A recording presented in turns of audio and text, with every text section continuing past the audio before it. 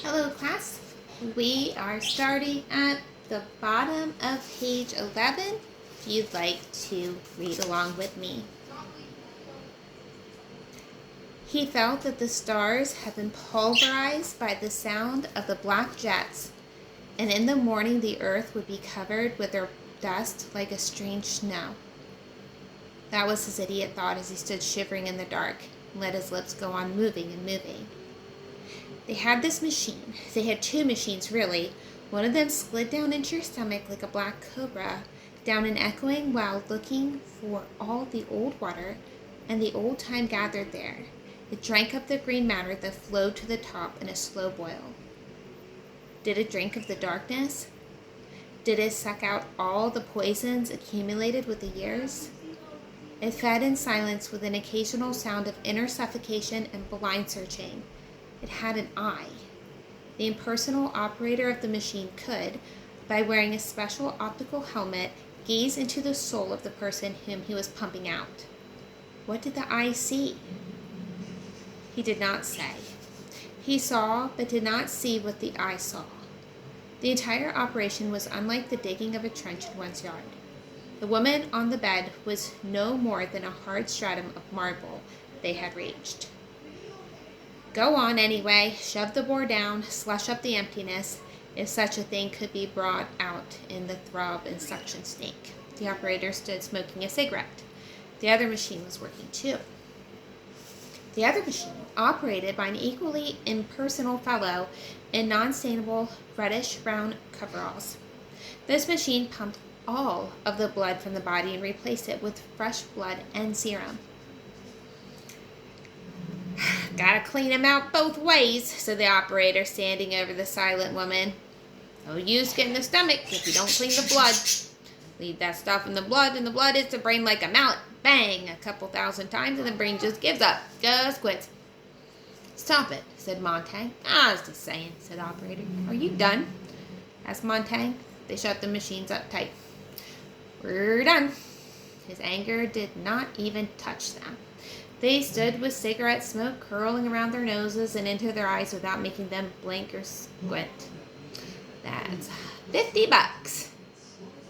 First, why don't you tell me if she'll be all right? Yeah, sure, she'll be okay. We got all the mean stuff right in the suitcase here. Can't get at her now. As I said, you take out the old, put in the new one. You're okay. Neither one of you's an MD. Why didn't they send an MD from emergency? Hell. The operator's cigarette moved to his lip. We get these cases 9 or 10 a night.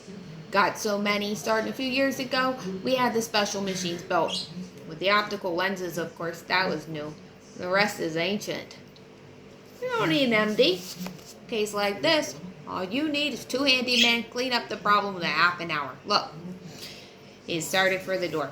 We gotta go. Just had another call in the old ear thimble. 10 blocks from here. Someone else just jumped off the cap of the pillbox. Call if you need us again. Keep her quiet. We got a sedative in her, and she'll wake up hungry. So long.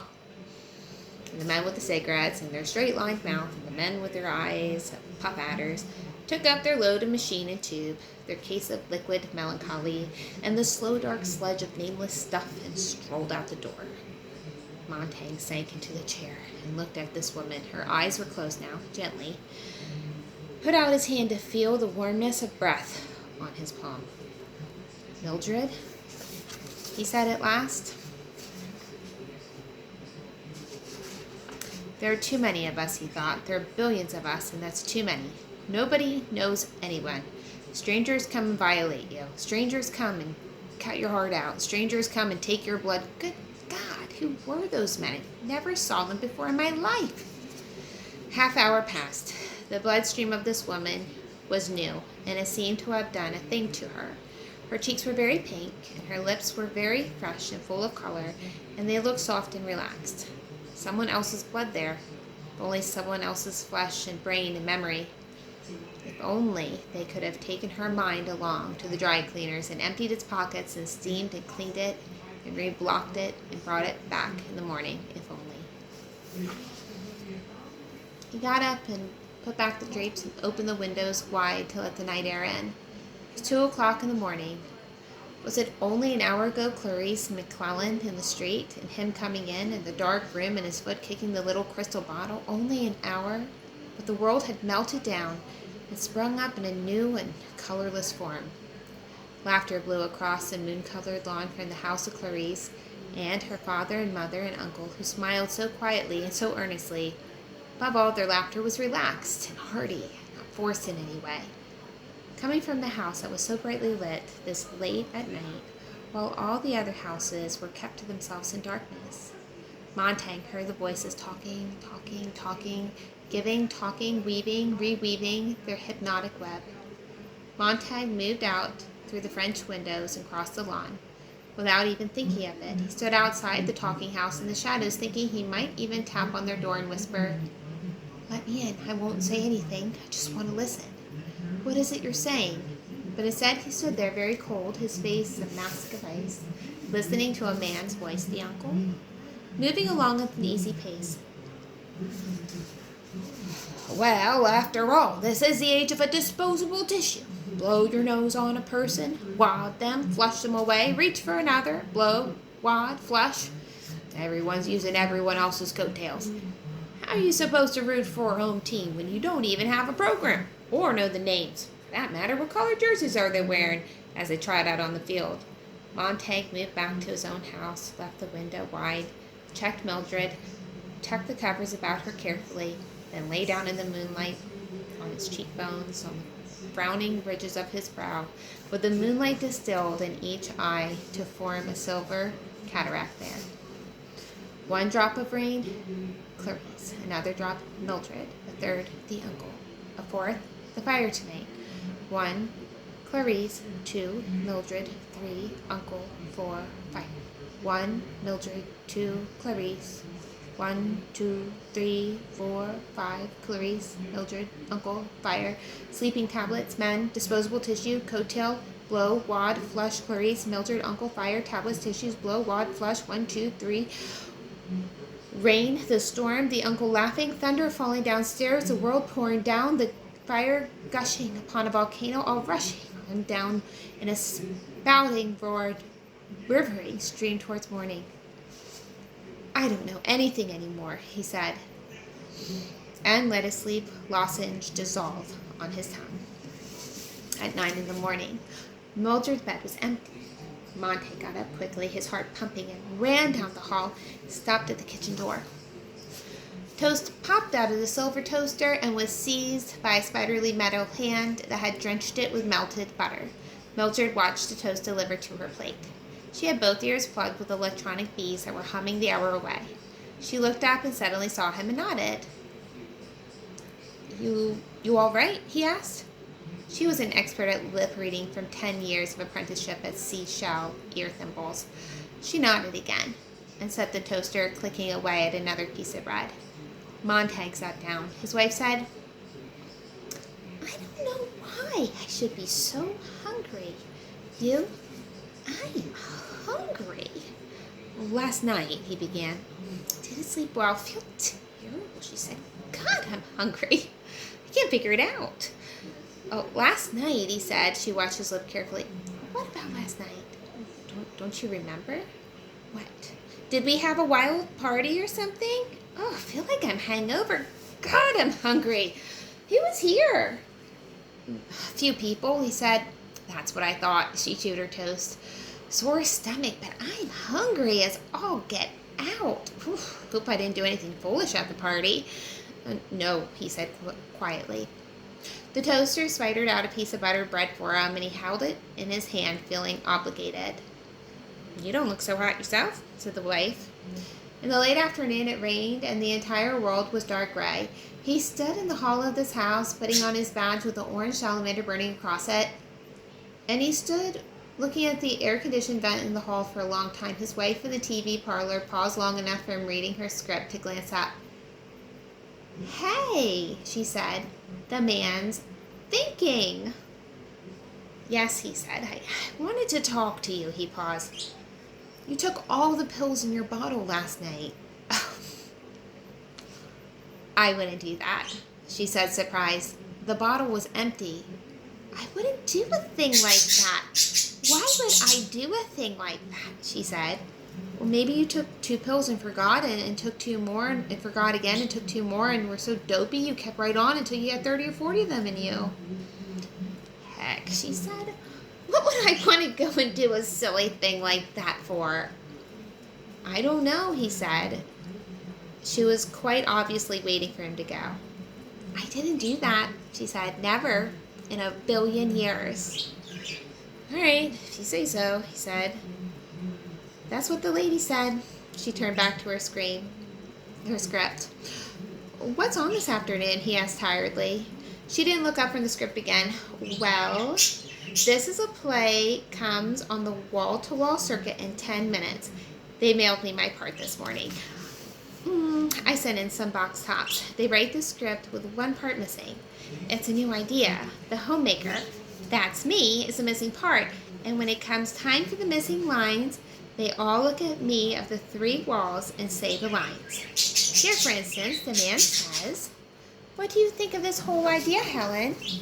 She looks at me sitting here center stage. See? And I say, she paused and ran her finger under the line in the script. I think that's fine. And then they go on with the play until he says, "Do you agree with that, Helen?" And I say, "I sure do." Isn't that fun, Guy? He stood in the hall looking at her. It's sure fun, she said. What's the play about? I just told you. There are these people named Bob and Ruth and Helen. Oh, it's really fun. It'll be even more fun when we can afford to have a 4th wall installed. How long you figure before we save up to get the 4th wall torn out and a 4th wall TV put in? It's only $2,000. That's 1/3 of my yearly pay. It's only $2,000, she replied. I should think you consider me sometimes. If we had a 4th wall, why, it'll be just like this room wasn't ours at all, but all kinds of exotic people's rooms. We could do without a few things. We're already doing without a few things to pay for the 3rd wall. It was put in only 2 months ago, remember? Is that all it was? She sat looking at him for a long moment. Well, goodbye, dear. Goodbye, he said, and stopped and turned around. Does it have a happy ending? I haven't read that far. He walked over, read the last page, nodded, folded the script, and handed it back to her. And he walked out of the house into the rain. The rain was thinning away, and the girl was walking in the center of the sidewalk with her hand up and a few drops falling on her face. She smiled when she saw Montag. Hello. He said hello, and they said, what are you up to now? I'm still crazy. The rain feels good. I'd love to walk in it. I don't think I'd like that, he said. You might if you tried. Never have. She licked her lips. Rain even tastes good. What do? Go around trying everything once, he asked? Sometimes twice. She looked at something in her hand. What have you got there, he said. I guess it's the last of the dandelions this year. I didn't think I'd find one on the lawn this late. Have you ever heard of rubbing it under your chin? Look. She touched her chin with the flower, laughing. Why? If it rubs off, it means I'm in love, has it? He could hardly do anything else but look. Well, she said, you're yellow under there. Fine. Let's try you now. It won't work for me here. And before he could move, she put the dandelion under his chin. He drew back and she laughed. Hold still. She peered under his chin and frowned. Well, he said. What a shame, she said. You're not in love with anyone. Yes, I am. It doesn't show. I am very much in love. He tried to conjure up a face to fit the words, but there was no face. I am. Oh, please don't look that way. It's that dandelion, he said. You've used it all up on yourself. And that's why it won't work for me. Of course, that must be it. Oh, now I've upset you. I can see I have. I'm sorry. I really am. She touched his elbow. No, he said quietly. I'm all right. Got to be going. To say you forgive me, I don't want you to be angry with me. I'm not angry. Upset, yes. I've got to go see my psychiatrist now. They make me go. I make up things to say. I don't know what he thinks of me. He says I'm a regular onion. Keep him busy pulling away the layers. I'm inclined to believe you need a psychiatrist, said Montag. You don't mean that. He took a breath and let it in and out. No, I don't mean that. The psychiatrist wants to know why I go out and hike around the forest and watch the birds and collect butterflies. I'll show you my collection someday. Good. They want to know what I do with all my time. I tell them that sometimes I just sit and think. But I won't tell them what. I've got them running, and sometimes I tell them I like to put my head back like this and let the rain fall in my mouth. It tastes just like wine. Have you ever tried it? No, You have forgiven me, haven't you? Yes. You thought about it? Yes, I have. God knows why. You're peculiar, you're aggravating, yet you are easy to forgive. You say you're 17? Well, next month. How odd, how strange. And my wife 30. And yet you seem so much older at times. I can't get over it. You're peculiar yourself, Mr. Montaigne. Sometimes I even forget you're a fireman. Now, may I make you angry again? Go ahead. How did it start? How did you get into it? How did you pick your work, and how did you happen to think to take the job that you have? You're not like the others. I've seen a few. I know. When I talk, you look at me. When I said something about the moon, you looked at the moon last night. The others would never do that. The others would walk off and leave me talking, or threaten me. No one has time anymore for anyone else. You're one of the few who put up with me. That's why I think it's so strange you're a fireman. It just doesn't seem right for you somehow. Felt his body divide itself into hotness and into coldness, a softness and hardness, a trembling and not trembling, the two halves grinding upon each other. Better run and get your appointment, he said. She ran off and left him standing there in the rain. Only after a long time did he move, and then, very slowly as he walked, he tilted his head back in the rain for just a few moments and opened his mouth.